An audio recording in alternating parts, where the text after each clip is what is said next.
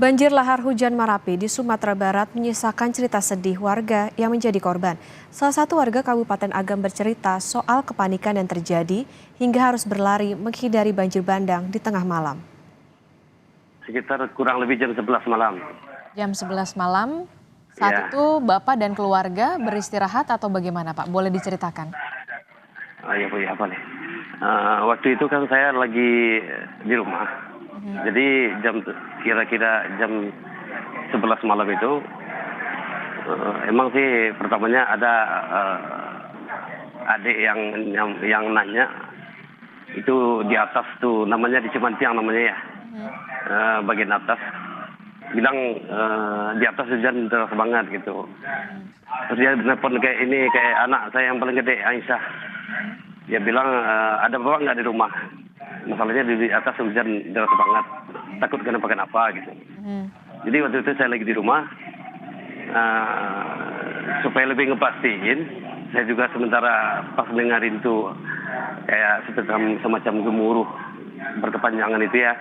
Jadi saya supaya lebih ngepastiin lagi, itu di sebelah kanan rumah saya tempat tinggal itu kan ada musala. Di musala itu kan ada ya semacam apa namanya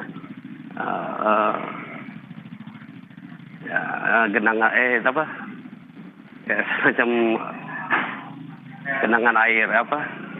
Ya.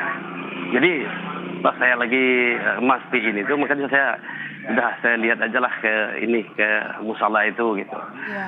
Naik apa enggaknya air. Tahu-tahu saya sampainya di sana, itu di luar dugaan gitu. Air sudah naik Ternyata air udah naik sekitar kurang lebih 3 meter. 3 meter? Iya. Jadi giliran ngelihat air kayak gitu saya langsung putar balik aja lari ke rumah dan ingat sama anak. Jadi saya putar lagi ke rumah, balik lagi ke rumah. Saya sampainya di rumah, nggak hitungan detik saya langsung bilang ke istri, udah kita selamatin anak sekalian, ini udah banjir gede nih. Oke. Saya ambil anak sama istri, saya ajak keluar, itu sekitar ada 3 meteran. Saya keluar di rumah itu air udah sebetis. Nah, saya maju lagi ke itu mau arah ke Simpang Bukit ya, sebelah kiri dari rumah menuju ke tempat yang agak tinggi. Saya sampainya di aspal itu pas lewat dari rumah kan nyampe aspal mau belok kiri itu saya nengok belakang itu air sama batu itu ada sekitar kurang lebih 4 meter tingginya gitu. Habis itu saya langsung belok kiri arah ke Simpang Bukit. Itu Bapak berjalan kaki atau naik motor atau menggunakan kendaraan mobil? Wah, waktu itu Bu nggak sempat pakai kendaraan Bu. Kendaraannya orang hitungannya detik kayak gitu Bu ya.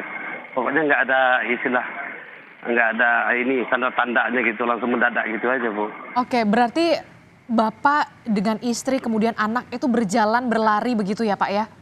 Iya. Untuk menyelamatkan diri. Lalu bagaimana dengan tetangga-tetangga yang lain? Itu kan kalau tidak salah tengah malam sekali. Bagaimana di perkampungan Bapak, riuhkah atau bagaimana? Atau memang sebelumnya ada kepanikan warga di sana?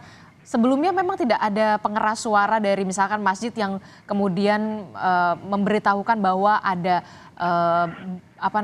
naik air atau bagaimana sebelumnya Pak? Oh, di lokasi itu memang kebetulan waktu itu mendadak semua Bu. Secara tiba-tiba gitu, nggak ada istilahnya tanda-tanda apa selain ya suara gemuruh kayak gitu. Gemuruhnya kencang sekali ya Pak ya? Iya, sama tetangga di sana juga sama kayak saya Bu, kagetnya bukan main Bu.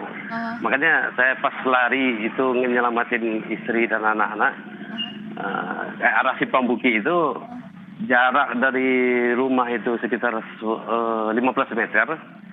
Saya nengok lagi tuh, udah di situ saya kelihatan rumah yang saya tempat itu hancur ke bawah arus air. Itu kalau nggak salah itu Bu, sekitar 4 meter lah air itu. Akhirnya Bapak menyelamatkan diri dan juga keluarga ke wilayah mana Pak? Dengan juga para tetangga pada saat itu? Itu ya daerah Simpang Bukit itu Bu. kita kan dari rumah itu kalau belok kanan kita ke musola. Kalau kita belok kiri ya ke Simpang Bukit, namanya itu agak datarannya agak tinggi dikit.